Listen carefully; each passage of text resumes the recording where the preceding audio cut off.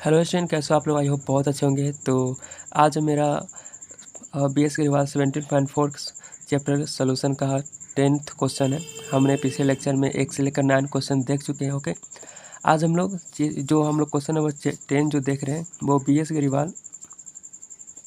अग्रवाल का है। बुक का नाम है BS अग्रवाल, चैप्टर है 17.4 और जो हम लोग टॉपिक पढ़ रहे हैं वो है non linear partial differential equation, PD मैं लिख देता हूँ, of first order.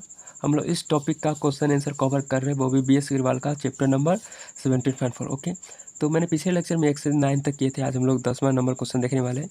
10वां number question जो दिया गया, Z बराबर PX plus QY plus sign PNQ। तो ये आपको देखने से लग रहा है, अगर आप मेरे वीडियो को देखे हैं नॉन लीनियर PD जो जब मैंने पढ़ाया था, तो उसमें आप देखे होंगे कि जो Z बराबर PX plus QY plus sign P plus Q, ये मेरा फॉर्म 3 में बिलोंग करता है, सॉरी फॉर्म 4 में बिलोंग करता है। फॉर्म 4 में क्या रहेंगे, P Q के साथ X Y Z सभी रहेंगे, और इसका कंडीशन होता है कि जब सभी टर्म रहेंगे तो वो क्लैरेट इक्वेशन के फॉर्म में होना चाहिए। एक कंडीशन होता है कि वो क्लैरेट इक्वेशन के फॉर्म में होना चाहिए। क्लैरेट इक्वेशन क्या कहता है? क्लैरेट इक्वेशन होता है Z बराबर PX plus QY plus function of P, Q। तो आप क्वेश्चन में यहाँ देख सकते हैं, जो हमारा जो क्वेश्चन दिया गया वो क्लैरेट इक्वेशन से एकदम सेम टू सेम मैच कर रहा है। क्लैरेट इक्वेशन होता है Z बराबर PX plus QY plus function of PQ। Function of PQ कहने का मतलब कि यहाँ जो टर्म रहेंगे PQ वाले ओनली टर्म रहेंगे। ओके, तो आप देख सकते हैं Z बराबर PX प्लस QY यहाँ तो सेम टू सेम मैच कर रहा है, बराबर फंक्शन ऑफ PQ बोले तो जो भी टर्म है यहाँ पे साइन के अंदर किसका फंक्शन है? PNQ का फंक्शन है। ओके, तो क्लैरिटी इक्वेशन से जब मैच करता है तो हमारा जो सोल्यूशन निकल कर आता है वो क्या लिखते हैं हम लोग? P को A से एंड Q को B से रिप्लेस कर देते हैं एंड हमारा कंप्लीट सोल्यूशन निकल कर आता है। तो वही मैं लिखा हूँ, given PD is the Z बराबर PX, ऊपर वाला मैंने लिखा है इक्वेशन 1 में, मान लेता हूँ ये same to same clarity equation के फॉर्म में है। तो हम लोग इसका सोल्यूशन लिखेंगे, P को A से एंड Q को B से रिप्लेस कर देंगे। तो Z बराबर जो हमारा कंप्लीट सोल्यूशन निकल के आएगा, Z बराबर P को A से तो AX, Q को B से तो BY plus sign A plus B। बहुत ही सिंपल है। अगर क्लैरिटी इक्वेशन के फॉर्म में रहेगा तो सिंपल आप क्या कीजिएगा कि P को A से Q को B से आप रिप्लेस कर दीजिएगा तो हमारा आंसर आ जाएगा। ये सब मैंने वर्किंग मेथड पिछले लेक्चर में भी बहुत देखा है। बोले तो नॉन लीनियर PD जब मैंने पढ़ रहा था, हम लोग पढ़े थे, उसमें इस सब का सोल्यूशन मैंने वर्किंग मेथड में देखा था। ओके, नाउ आप क्वेश्चन नंबर 11 देख सकते हैं। रूट अंदर P प्लस रूट अंदर Q बराबर 2x है। तो ये हमारा देखो, जिस भी इक्वेशन में P Q के साथ अगर X Y रहते हैं तो यहाँ पर ओनली X है, तो मान लेता है कि Y हमारा क्या 0 होगा। अगर फंक्शन में X Y रहते हैं तो ये मेरा फॉर्म 3 का है, फॉर्म 3 इसको कहते हैं। एंड फॉर्म 3 का एक कंडीशन होता है कि P के साथ X एंड Q के साथ Y सेपरेट हो जाना चाहिए। तो यहाँ पे आप देख सकते हैं कि P के साथ X, अगर इस X वाले टर्म को मैं P के साथ अगर ला दूँ और Q को इक्वल के बराबर के एक तरफ ले जाऊँ, जैसे यहाँ P के साथ X बराबर के एक तरफ होना चाहिए एंड Q के साथ Y बराबर के एक तरफ होना चाहिए। ओके, तो यहाँ पे अब इसको जब मैं X को P के साइड ला दूंगा तो कुछ इस तरीके से हो जाएंगे, एंड Q को ला दूंगा तो यहाँ प्लस में है तो यहाँ माइनस में हो जाएंगे। ओके, नाउ अब हम लोग क्या करते हैं, इसका वर्किंग मेथड में कहा जाता है कि जैसे यहाँ P के साथ X एंड Q को अलग अलग कर दिए हैं तो हमारा क्या मेन काम क्या होता है? P एंड Q का मान निकालना। हमने ऊपर वाले क्वेश्चन में भी क्या लेट किया था, एज्यूम किया था P एंड Q का मान। तो हम लोग का मेन काम होता है P एंड Q का मान निकालना। ओके, तो यहाँ पे जब P के साथ X एंड Q के साथ Y करने के बाद हम लोग क्या एक A एज्यूम कर लेते हैं। हमने वर्किंग मेथड बहुत ही अच्छे से भी देखा है। ओके, ए एज्यूम कर लेते हैं। तो नाउ यहाँ से हम लोग P एंड Q का मान निकाल लेंगे। तो जब तीनों एक दूसरे के बराबर है तो पहले मैं यहाँ से इसको बराबर कर लूँगा जो यहाँ पे मैंने किया, और यहाँ से मैं Q का मान निकाल लूँगा। तो Q का मान P का मान हो जाएगा, सॉरी P का मान यहाँ से निकल जाएगा। P का मान इधर रूट है, दोनों तरफ स्क्वायर करेंगे तो P का मान हो जाएगा A प्लस 2x का होल स्क्वायर। ओके, यहाँ से हम लोग Q का मान निकालेंगे। जब इसके बाद तीनों बराबर है तो इसके बराबर E हो गया, एंड यहाँ से इसके बराबर इसको करूँगा तो Q का मान A के टर्म में निकल जाएंगे। नाउ अब हमारा एक सोल्यूशन निकालने के लिए एक इक्वेशन होता है जिसे हम लोग कहते हैं टोटल डेरिवेटिव dz बराबर P dx plus Q dy। Okay, जहाँ पे dz बराबर P का मान जहाँ हम लोग जो निकाले थे वो रखूँगा, क्योंकि हम लोग को पता है कि सबसे पहले P एंड Q का मान निकालने के बाद इस इक्वेशन में रखते हैं। ओके, जिससे हमारा सोल्यूशन निकलता है। तो यहाँ पर सिंपली मैंने रख दिया P का मान, Q का मान A स्क्वायर रख दिया। एंड नाउ हमको पता है कि जब भी हम लोग पार्शियल डिफरेंशियल इक्वेशन का सोल्यूशन निकालते हैं तो मेरा एक काम होता है कि इस जो PD के अंदर जो हमारा पार्शियल डेरिवेटिव टर्म होते हैं, पार्शियल डेरिवेटिव बोले तो P एंड Q को हम लोग पार्शियल डेरिवेटिव टर्म बोलते हैं। तो पार्शियल डेरिवेटिव का और डेरिवेटिव को एलिमिनेट करना होता है। तो यहाँ पे आप देख सकते हैं P का मान रख देने पर क्यू का मान रख देने पर पार्शियल पी एन क्यू का तो मान एलिमिनेट हो जाता है, लेकिन D Z D X D Y derivative term तो अभी भी है, तो हम लोग क्या करेंगे, सिंपली इंटीग्रेट कर देंगे। इंटीग्रेट कर देने से हमारा जो भी एक डेरिवेटिव टर्म होता है वो मेरा ख़त्म हो जाएगा। तो इसको इंटीग्रेट कर दूंगा, तो डी जेड का इंटीग्रेशन क्या हो जाएगा, जेड हो जाएगा। सॉरी, यहाँ पे मैंने लिखा है जेड ए प्लस 2x का होल स्क्वायर, और मैं इसका इंटीग्रेशन करने से पहले इसको मैं तोड़ूंगा ए प्लस बी के होल स्क्वायर पर, तो ए स्क्वायर हो जाएंगे 2x का 4x स्क्वायर हो जाएंगे इंटू 2 इंटू ए इंटू बी, तो 2 इंटू ए इंटू 2x, तो 4x हो जाएंगे इंटू ए स्क्वायर प्लस 2y हो जाएगा। नाउ ए स्क्वायर का इंटीग्रेशन डी एक्स रिस्पेक्ट में है, तो ए स्क्वायर एक्स हो जाएगा। 4x का इंटीग्रेशन एक्स रिस्पेक्ट में तो 4 है इंटू एक्स का integration x square by 2, simple उसी तरह इसका एन इसका। This is my required complete solution. Okay, now अब हम लोग क्वेश्चन नंबर 12 देखते हैं। क्वेश्चन नंबर 12 देखने से पहले हमने शायद क्वेश्चन नंबर 8 तक ही किए थे। ओके, तो क्वेश्चन नंबर 9 हम लोग पहले देखते हैं। ओके, देन उसके बाद 12 देखेंगे। तो क्वेश्चन नंबर 9 में देखिए P square plus Q square बराबर X square plus Y square. तो जो मेरा फॉर्म है वो है पी क्यू एक्स और वाई के फॉर्म में है, बोले तो फॉर्म 3 है। फॉर्म 3 है जिसमें पी क्यू के साथ एक्स वाई भी रहता है। तो फॉर्म 3 को हम लोग कैसे बनाते हैं, बनाने का तरीका है कि जब भी पी क्यू एक्स वाई रहते हैं, पी एंड एक्स को एक तरफ रखते हैं इक्वल के एक तरफ, एंड क्यू एंड वाई को एक तरफ करते हैं। अगर नहीं होता है तो हम लोग किसी और फॉर्म में 1 या 2 में चेंज करके बनाते हैं। ओके, अगर उससे भी नहीं चेंज होता है तो हम लोग चार्पित मेथड पढ़ना होता है, जो इस सोल्यूशन करने के बाद हम लोग इसका chapter number 14 complete, chapter number 4 को 17.4 को कंप्लीट करने के बाद हम लोग चार्पित मेथड ही पढ़ने वाले। ओके, जब कोई भी मेथड से नहीं बनता है तो हम लोग चार्पित मेथड लगाते हैं। तो गिवन इक्वेशन है, सबसे पहले क्या करेंगे, पी एन एक्स को एक तरफ करेंगे, तो यहाँ देखो पी एन एक्स स्क्वायर हो जाएगा, इसको मैं यहाँ पे लाऊंगा तो P square minus X square हो जाएगा। एंड क्यू एन वाई को एक तरफ करूँगा तो क्यू को उस तरफ में ले जाऊँगा, तो कुछ इस तरीके से जाएगा। फिर मेरा वर्किंग मेथड कहते हैं कि जैसे ही बराबर किया तो मेरा पी एन क्यू का मान निकलना होता है, तो इसके बराबर मैं ए एज्यूम कर लूँगा। ओके, नाउ सिंपली इसको इसके बराबर एंड इसको इसके बराबर करूँगा, तो यहाँ से P square minus X square बराबर ए हो जाएंगे, Y square minus Q square बराबर ए हो जाएंगे। यहाँ से दोनों को पी एन क्यू का मान निकालेंगे। पी एन क्यू का मान निकालते मेरा एक इक्वेशन होता है, इसमें इसको D Z by P D x, इसमें हम लोग पी एन क्यू का मान जो यहाँ से निकाले थे यहाँ इसमें पुट करेंगे, पी का मान यहाँ से यहाँ हो गया, यहाँ हो गया, पुट किया। नाउ इसको इंटीग्रेट कर देंगे, तो इंटीग्रेट करने के बाद डी जेड का जेड हो जाएगा x square plus A, x square A plus x square plus A का इंटीग्रेशन कुछ यहाँ से यहाँ तक इतना बड़ा होता है, एक्स बाई 2 रूट अंदर X square plus A plus log X plus root अंदर X square plus A. Okay, इसको जो हम लोग बनाते हैं इंटीग्रेशन बाई पार्ट की हेल्प से बनाते हैं, इंटीग्रेशन बाई पार्ट रूल लगाते हैं एंड हम लोग सॉल्व करते हैं। ओके, कैसे, जैसे यहाँ पे x square plus A into यहाँ पे अगर कुछ नहीं है तो इसको मान लेता हूँ कि एक्स के पावर 0 है, एक्स के पावर 0 1 होता है इंटू डी एक्स। ना अब हम लोग इसको इंटीग्रेशन बाई पार्ट की हेल्प से हम लोग बनाएंगे। ओके, तो इसमें किया जाता है क्या कि रूट अंदर X square plus A into इसको माने तो 1 ही है, तो इंटीग्रेशन ऑफ डी एक्स होता है माइनस इंटीग्रेशन ऑफ इसका differentiation X square plus A root अंदर का differentiation with respect to X into integration of D X upon integration of D X. जब इसको कीजिएगा तो आपको कुछ इस तरीके का आंसर देखने को मिलेगा। ओके, नाउ सेम इसी तरीके से वाई स्क्वायर माइनस ए है, तो जिस तरह से इसका इंटीग्रेशन होता है इंटीग्रेशन बाय पार्ट रूल लगाते हैं, उसी तरह से सेम इसको भी करूँगा। आपको यहाँ आई होप देखने को मिले होगा, यहाँ पे 1 को ये 1 है मेरा, तो एक्स स्क्वायर प्लस ए को मैं बाहर निकाला, 1 को इंटीग्रेट किया तो 1 है, तो डी एक्स हो जाएगा माइनस, इसको हम लोग यहाँ पे डिफरेंशिएट करते हैं इंटीग्रेशन के बाद, डिफरेंशिएट है ये मेरा, मैं फिर से लिख दे रहा हूँ जिससे कि आपको आसानी से समझ में आ जाए। शायद नहीं दिखा होगा, इसको हम लोग इंटीग्रेशन बाई पार्ट के हेल्प से हम लोग इसका सोल्व करते हैं। तो यहाँ 1 मान लेता हूँ कि 1 है, तो X square plus A into 1 into D X minus यहाँ इंटीग्रेशन ऑफ बड़ा sign D upon D X और किसका एक्स स्क्वायर प्लस ए का into integration of D X, इसका 1 इंटू डी हो जाएगा इंटू डी एक्स।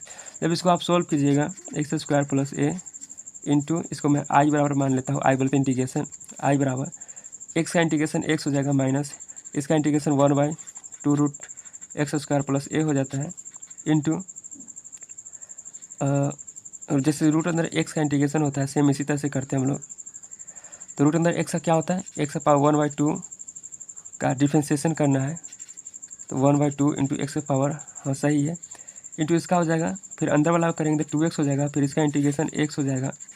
ओके, 2 से 2 cancel, इसको आप जब कीजिएगा तो आपको कुछ इस तरीके से देखने को मिल जाएगा। ओके, फिर यहाँ पे डिफ्रेंशिएशन है, तो हम लोग इस तरीके से क्वेश्चन नंबर 9 को बनाते हैं। देखो इसमें आपको ये फार्मूला होता है, मैंने फार्मूला सीधा पुट कर दिया, लेकिन मैं यहाँ पे कैसे बनाया जाता है वो मैंने आपको थोड़ा सा हिंट्स दिया कि ऐसे अगर आप कीजिएगा तो आंसर आ जाएंगे। ओके, नाउ क्वेश्चन नंबर हम लोग 12 देखेंगे। 12 में दिया है जेड बराबर P X plus Q Y plus P square plus Q square. ये जो फंक्शन है इसमें जेड पी क्यू के साथ एक्स वाई जेड सभी है, तो इसको जब सभी टर्म मौजूद होते हैं तो फॉर्म 4 बोलते हैं। फॉर्म 4, और फॉर्म 4 का कंडीशन होता है कि जो भी दिया रहता है अगर क्लैरिटी इक्वेशन के फॉर्म में है तो सही है, अदरवाइज हम लोग चेंज करेंगे किसी और फॉर्म में। तो यहाँ पे क्लैरिटी इक्वेशन का फॉर्म में है। क्लैरिटी इक्वेशन होता है P X plus Q Y plus function of P comma Q. तो जी यहाँ पे देख सकते हैं जेड बराबर P X plus Q Y plus function of P Q है। तो सिंपली मेरा वर्किंग मेथड होता है पी एंड क्यू को ए बी से रिप्लेस कर देते हैं, रिक्वायर्ड कंप्लीट सोल्यूशन निकल जाता है। ओके, नाउ 13 नंबर क्वेश्चन देखते हैं। 13 नंबर क्वेश्चन भी आप यहाँ पर देख सकते हैं P Q minus Q into Z minus P x बराबर पी क्यू। अगर इस टर्म को मैं यहाँ पे ले जाता हूँ, अगर थोड़ा सा अगर आपको आइडिया होगा तो ये फॉर्म नंबर 4 में बिलोंग कर रहा है, क्योंकि इसमें पी क्यू के साथ एक्स वाई जेड सभी है। पी क्यू के साथ एक्स वाई जेड सभी है, तो फॉर्म 4 में बिलोंग कर रहा है। फॉर्म 4 में जब बिलोंग करता है तो हम लोग जानते हैं कि क्लैरिटी इक्वेशन के फॉर्म में होना चाहिए। तो क्लैरिटी इक्वेशन भी जानते हैं जेड बराबर P X plus Q Y plus function of P Q होता है। तो यहाँ आप देख सकते हैं कि अगर मैं इसको यहाँ पे ले जाऊँगा, पी क्यू को बट्टा में दे दूँगा इस टर्म को, and P X plus minus है इसको इस तरफ में ले आऊँगा तो कुछ क्लैरिटी इक्वेशन के फॉर्म में बदल जाएंगे। तो जो सिंपली होता है पी एक्स प्लस क्यू है फंक्शन ऑफ पी क्यू, तो सिंपली क्या करेंगे, पुट करेंगे ए एंड बी को इस इक्वेशन में पुट कर देंगे। क्यू का मान ए, पी का मान ए, क्यू का मान बी को, एंड रिप्लेस कर देंगे इस इक्वेशन में, तो नाउ हमारा सोल्यूशन निकल के आ जाएगा। बहुत ही सिंपल है। नाउ क्वेश्चन नंबर 14 है मेरा X minus Y into P X minus Q Y बराबर पी माइनस क्यू।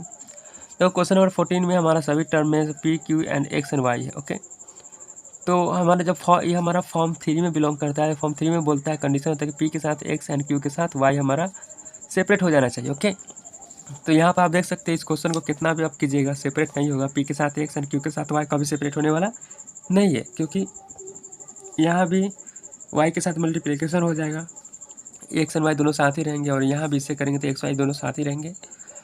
तो बहुत कम चांस है कि एक्स एंड वाई यहाँ पे कंप्लीट मतलब सेपरेट हो जाए। तो हम लोग क्या करते हैं कि लेट करते हैं एक्स प्लस वाई बराबर कैपिटल एक्स एज्यूम कर लेते हैं, एंड एक्स इंटू वाई वाला कैपिटल वाई एज्यूम कर लेते हैं, क्योंकि जो इसमें कुछ सोल्यूशन आने वाला है जिसमें एक्स एंड वाई मल्टीप्लिकेशन में भी रहेंगे, एंड कुछ एक्स प्लस वाई, जब भी ऐसा एक्स माइनस वाई कुछ ऐसा कंडीशन में है तो एक्स प्लस वाई बराबर एक्स एज्यूम कर लेंगे, X into Y Y assume कर लेंगे। करने का रीज़न है कि हमारा कि इसको जब आप कीजिएगा तोड़िएगा तो पी के साथ पी एक्स स्क्वायर हो जाएगा, फिर इसको करेंगे तो माइनस क्यू एक्स वाई हो जाएगा, फिर इसको ऐसे करेंगे तो पी एक्स वाई हो जाएगा माइनस के साथ, फिर इसको आप इसको करिएगा तो minus plus Q A square हो जाएंगे। ओके, नाउ यहाँ पे आप देख सकते हैं पी स्क्वायर, इसे माइनस एक्स वाई अगर कॉमन ले लें तो पी प्लस क्यू हो जाएंगे प्लस क्यू वाई स्क्वायर हो जाएंगे। ओके, तो यहाँ पे हम लोग एज्यूम करेंगे, देखो एक्स वाई एगो टर्म है तो एक्स वाई टर्म को हम लोग कैपिटल वाई एज्यूम कर लेंगे। पी प्लस क्यू है तो यहाँ पे पी प्लस क्यू है, इसलिए यहाँ पे हम लोग एक्स प्लस वाई को हम लोग एक्स एज्यूम कर लेंगे। ओके, जिससे हमारा सिंपल मैथमेटिक मतलब जितना भारी है वो मेरा सिंपल तरीका से सॉल्व हो जाता है।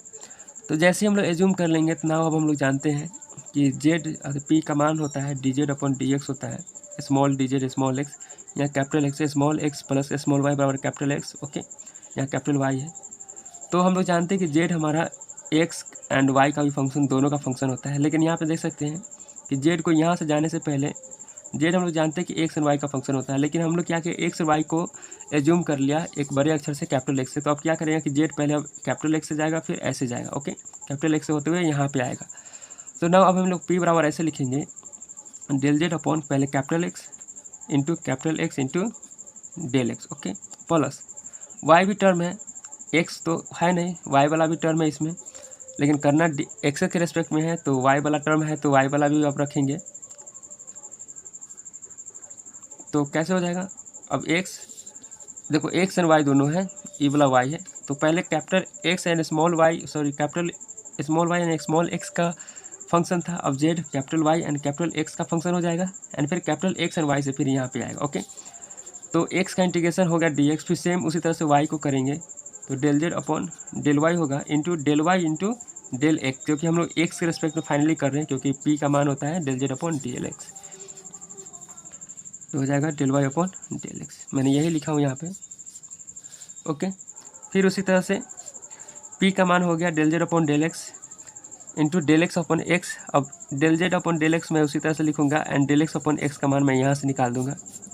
जब इस इक्वेशन को एक्स के रिस्पेक्ट में, क्योंकि हमको एक्स के रिस्पेक्ट में करूँगा इस इक्वेशन को, तभी मेरा कुछ ना कुछ मान निकलेगा। तो इस इक्वेशन को मैं एक्स के रिस्पेक्ट में डिफरेंशिएट करूँगा पार्शियली एज ए वाई को कांस्टेंट मानकर। तो हमारा एक्स के रिस्पेक्ट में करूँगा तो इसका मान 1, इसका मान 0, मतलब finally del X upon X का मान 1 आने वाले। ओके, सिमिलरली यहाँ पे Z upon del Y into del Y upon del X करूँगा तो del Z upon del Y वही रह जाएंगे, लेकिन del Y upon del X इसको एक्स के रिस्पेक्ट में अगर डिफरेंशिएट करूँगा तो यहाँ से एक्स के रिस्पेक्ट में कर रहे वाई को कांस्टेंट मानकर तो ये बाहर निकल जाएंगे, एक्स को करेंगे तो 1 आ जाएंगे। ओके, सिंपल है। नाउ अब हम लोग क्यू को सेम उसी तरह से लिखेंगे। देखो पहले जेड किसका फंक्शन था, एक्स एंड वाई स्मॉल का, अब हो गया Z capital X and capital Y.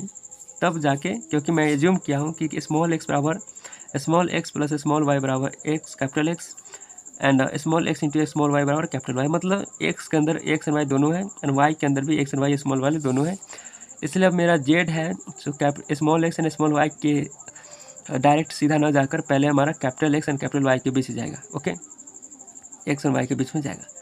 इसको अगर सिंपल भाषा में देखना चाहते थे तो ऐसे देख सकते हैं कि पहले जो हम क्वेश्चन बनाते थे क्वेश्चन नंबर 14 से पहले, उसमें अगर सपोज जेड को अगर आप अगर दादा समझते, अगर पिछला वाला क्वेश्चन में जेड अगर पिताजी है तो एक्स एंड वाई बेटा जी हो जाएंगे। ओके, लेकिन 14 नंबर क्वेश्चन में क्या हो जाएंगे कि अगर जेड दादाजी है तो एक्स वाई यहाँ पे क्या हो जाएंगे, एक्स एंड वाई पोता हो जाएंगे and X small X and Y पोता हो जाएंगे and capital X and Y यहाँ पे बेटा जी हो जाएंगे। Okay, capital X and Y. तो सबसे पहले जनरेशन किस पर जाएगा, देखो मैंने यहाँ पे एज्यूम कर लिया हूँ कि स्मॉल एक्स प्लस वाई किसका है, बेटा है, कैपिटल एक्स का बेटा है। ओके, तो दादाजी पहले की जनरेशन कैसे जाएगा, कैपिटल एक्स, तो यहाँ पे देखो जेड, तो पहले किस पर, अपने बेटा पर जाएंगे, फिर बेटा से पोता पर जाएंगे। ओके, सिंपली यहाँ 2 बेटे हैं तो पहले हम लोग किसके, एक पोता के रिस्पेक्ट में कर रहे हैं तो पहले एक बेटा का हो गया, फिर सिंपली उसी तरह से दूसरे बेटा को एक्स के रिस्पेक्ट में करेंगे। यहाँ क्यू का मान del Z upon del Y है तो सिमिलरली उसी तरह से करेंगे। जेड पहले बेटे पर जाएंगे लेकिन किसके रिस्पेक्ट में, वाई के रिस्पेक्ट में, तो del Z upon del capital X into del capital X into Y. फिर वाई बेटा पर जाएंगे किसके रिस्पेक्ट में, स्मॉल वाई के रिस्पेक्ट में, del Z upon del Y into del Y upon del Y. Okay, now simply तरीका से अब हम लोग del Z upon del X उसी तरह से, देखो मान नहीं निकलेगा लेकिन del X upon del Y का मान, del X upon del Y, अगर इसको हम लोग वाई के रिस्पेक्ट में डिफरेंशिएट कर दूंगा तो इसका मान 1 आ जाएंगे, तो यहाँ पर 1 हो जाएंगे। Del Z upon del Y same इसका मान वही रखने देंगे and del Y upon Y बोले तो इस इक्वेशन को अगर मैं वाई के रिस्पेक्ट में कर दूंगा तो यहाँ से हम लोग एक्स और डेल वाई अपन वाई का मान एक्स से निकल जाएंगे, तो ये हो गया। ना इक्वेशन 2 है, इक्वेशन 3 इसको मान लूँगा, ये हो गया पी का मान, ये हो गया मैं क्यू का मान। तो इस पी एंड क्यू का मान हम लोग इस इक्वेशन में पुट कर देंगे। ओके, तो एक्स माइनस वाई स्मॉल वाले हैं इंटू एक्स, एक्स मेरा ई वाला है। ओके, पी का मान देखो यहाँ से एज्यूम कर लिया, सॉरी जो आया था वो मैंने रख दिया।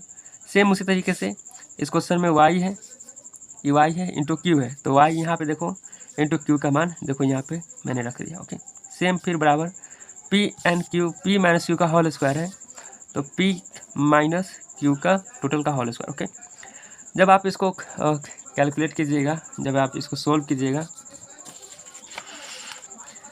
तो x into D x multiply करेंगे, एक्स इंटू वाई इंटू ई हो गया, फिर माइनस वाई इंटू ई हो गया टर्म, एक्स ई एक्स और वाई में मल्टीप्लाई करते एक्स वाई इंटू ई वाला टर्म, आप देख सकते हैं इससे ई कट जाता है ना। सिंपल उसी तरीक़ा से यहाँ पे आप देखेंगे तो डेल एक्स यहाँ पर कट जाएंगे, बच जाएंगे ये दोनों टर्म, तो यहाँ से del Z upon del Y common करेंगे तो वाई माइनस एक्स, यहाँ से वाई माइनस एक्स, यहाँ से एक्स, टोटल का होल स्क्वायर हो जाएंगे। ओके, यहाँ पे आप देख सकते हैं, देखो वाई माइनस एक्स है, यहाँ वाई माइनस, देखो पहले होल स्क्वायर करते इसका होल स्क्वायर सभी पर है, इसका स्क्वायर इंटू इसका स्क्वायर, यहाँ देख सकते हैं एक्स माइनस वाई पहले से है, देखो टर्म बचा हुआ ए और यहाँ से, तो del Z upon del X common मैं ले लूँगा, ये एक्स वाले हैं कैपिटल एक्स वाले हैं, तो एक्स माइनस वाई बचाएंगे, एक्स माइनस वाई का होल स्क्वायर कैंसिल, बचाएंगे क्या, del Z upon del X capital वाले हैं। तो आपको पता है कि जब कैपिटल वाले आते हैं तो हम लोग कैपिटल पी एंड क्यू मानते हैं, तो del Z upon del X को मैं कैपिटल पी मान लिया, del Z upon del Y को मैं कैपिटल क्यू मान लिया। तो ना मेरा इक्वेशन हो जाएंगे, इसमें अगर कैपिटल पी इसका मैं मान पी रखूँगा तो पी हो जाएगा और इसका मान क्यू रखूँगा तो क्यू स्क्वायर हो जाएगा। अब पी एंड क्यू का मान जो है, जिसमें पी का मान, जेड तो हमारा स्मॉल है, ये मेरा कैपिटल एक्स है, जेड तो स्मॉल है लेकिन वाई कैपिटल है, तो इक्वेशन कौन सा इक्वेशन हो जाएगा, इक्वेशन 1 हो जाएंगे जिसमें पी एंड क्यू वाली थे। जब क्यू एन पी ओनली रहता है तो हम लोग वर्किंग मेथड में क्या करते हैं कि क्यू बराबर ए एज्यूम कर लेते हैं, या फिर पी बराबर भी कर सकते हैं, लेकिन हम लोग क्यू बराबर ही करते हैं। जब क्यू बराबर ए एज्यूम करते हैं तो हम लोग क्या मान निकाल लेते हैं, क्यू बराबर ए एज्यूम करते हैं। वैसे हम लोग पी बराबर ही करते हैं, लेकिन हम लोग यहाँ पे क्यू बराबर एज्यूम करेंगे, जिससे कि पी बराबर रूट वूट नहीं है, तो पी बराबर ए स्क्वायर हो जाएगा। आप कुछ भी एज्यूम कर सकते हैं, पी बराबर ए या फिर क्यू बराबर भी है, लेकिन यहाँ पे मैंने क्यू बराबर ए एज्यूम किया है, पी का मान निकाला। मेरा काम क्या होता है, पी एन क्यू का मान निकालना है। नाउ इसके अकॉर्डिंग अब हम लोग जो इक्वेशन लिखेंगे जिससे हमारा सोल्यूशन निकलता है, तो इसमें आप देख सकते हैं स्मॉल जेड वाले हैं तो स्मॉल जेड हो जाएगा, पी कैपिटल पी वाला है एंड कैपिटल पी के साथ हम लोग जानते हैं, देखो जेड बराबर P X plus Q D Y होता है, तो यहाँ स्मॉल स्मॉल स्मॉल है, लेकिन यहाँ पे जो इक्वेशन है कैपिटल पी वाला है कैपिटल पी, तो कैपिटल पी हो जाएंगे, तो ई वाला भी जो भी कैपिटल पी में टर्म रहेगा तो कैपिटल पी में क्या है कैपिटल एक्स वाला टर्म है, तो कैपिटल एक्स हो जाएंगे प्लस कैपिटल वाई, क्योंकि यहाँ कैपिटल क्यू वाई है, इंटू यहाँ वाई वाले टर्म होते हैं, तो यहाँ वाई इसमें देखो कैपिटल वाई वाला टर्म है, तो कैपिटल वाई यहाँ हो जाएगी। नाउ हम लोग पी एन क्यू का मान यहाँ से पुट करूँगा एंड सिंपली इंटीग्रेट कर दूँगा, तो डेल जेड का डेल जेड हो जाएगा A square into D X A into Y, A square का मान X square X plus A into Y है, तो A into Y plus integration constant. Now X and Y का मैं मान पुट कर दूंगा, तो एक्स का मान मैंने क्या एज्यूम किया X plus Y and Y का मान एक्स इंटू वाई, तो एक्स का मान एंड वाई का मान X into Y A plus B, तो this is my required complete solution. तो यहाँ पे हम लोग बी एस ग्रेवाल का चैप्टर नंबर 17.4 का चैप्टर खत्म होता है। नेक्स्ट हम लोग जो वीडियो आएगा वो उसमें हम लोग चार्पिट मेथड पढ़ेंगे। जब कोई भी फॉर्म से हमारा क्वेश्चन अगर पीडी सोल्व नहीं होता है, वो भी non linear, I hope non linear आपको समझ में आता है कि नॉन लीनियर कैसे पहचानेंगे। ओके, जब भी हमारा पी एंड क्यू का पावर मोर देन 1 रहेगा, नॉट इक्वल टू 1 या फिर मोर देन 1, तो हम लोग मोर देन 1 रहेगा तब हम लोग क्या करेंगे, उसको नॉन लीनियर कहेंगे। ओके, तो नॉन लीनियर पहचानने का तरीका भी हम लोग मैंने बताया था। ओके, और हम लोग जानते भी हैं। तो नेक्स्ट क्वेश्चन हम नेक्स्ट वीडियो चार्पिट में पढ़ेंगे, चार्पिट मेथड के बाद हम लोग फिर नया टॉपिक पढ़ेंगे। Okay, thank you. एंड हाँ, मैं इसका सोल्यूशन मैंने PDF डिस्क्रिप्शन लिंक में भी दे दिया, वहाँ से आप जाकर डाउनलोड भी कर सकते हैं। ओके, तो मिलते हैं फिर नेक्स्ट वीडियो में। Thank you.